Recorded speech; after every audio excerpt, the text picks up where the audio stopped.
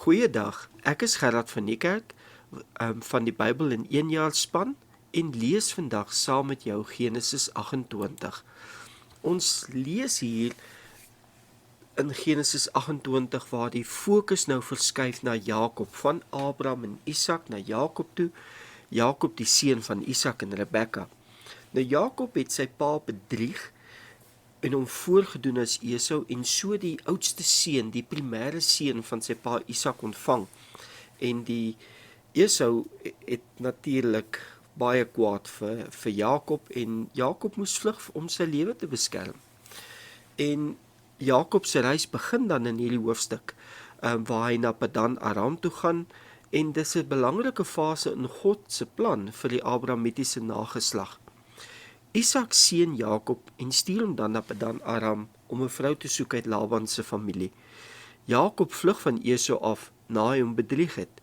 En by Bethel kry Jakob 'n droom van 'n leer wat die hemel en die aarde verbind met engele wat op en af gaan. En die Here bevestig dan aan Jakob die verbond wat hy aan Abraham en Isak gegee het, ook aan hom.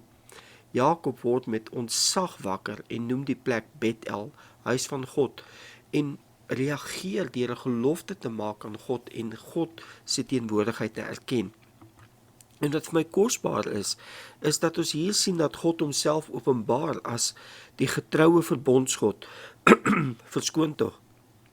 En God is die getroue verbondsgod wat teenwoordig is. Jakob lei en sy beloftes aan hom bevestig, selfs terwyl Jakob op vlug is en onsekerheid gedompel is oor wat die toekoms voorlê, want hy kan nie terug aan huis toe nie, Esau gaan vir hom uithaal.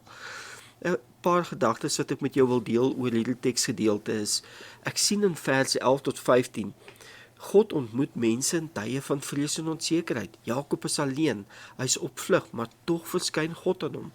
Nou as ek God was, sou ek Jakob wou straf en vir hom berisp en sê, maar jy het vir jou pa Isak gelieg, want jy het jou voorgehou as Esau.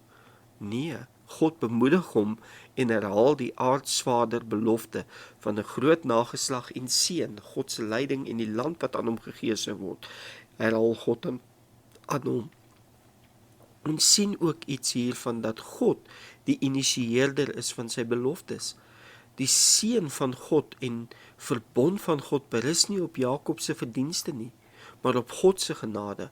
God se plan word voortgesit ondanks Jakob se tekortkominge. En dit laat my dink aan Hebreërs 13 vers 5 waar God sê, ek sal jou nooit begewe of verlaat nie. Romeine 8 vers 38 tot 39, niks kan ons van die liefde van God skei nie. As God sy verbond daar gestel het, kan ons in geloof vashou dat God ons sal vashou, ten spyte van ons tekortkominge. Ons sien ook iets hier, dat die hemel en die aarde verbind is deur God se teenwoordigheid.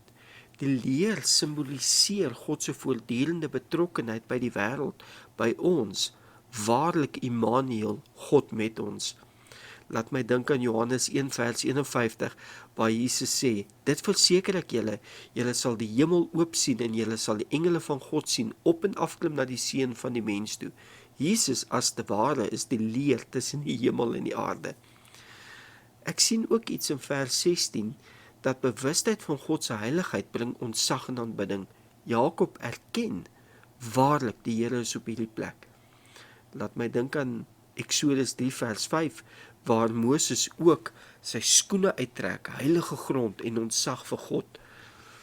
Maar ware ontmoeting met God vra ook reaksie en toewyding. Ons sien dan in verse 20 tot 22 dat Jakob reageer met aanbidding, 'n gelofte en gehoorsaamheid. Kom ons oorweeg bidend vandag.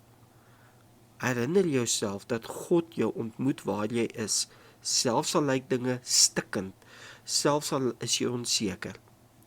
Kom ons kies om God se beloftes te vertrou, bo ons eie vermoëns of foute.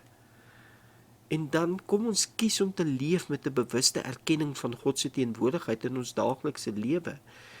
En laat ons ontmoetings daagliks met God ons lei tot toewyding en gehoorsaamheid, nie net in emosie nie, maar in keuses en in geloof.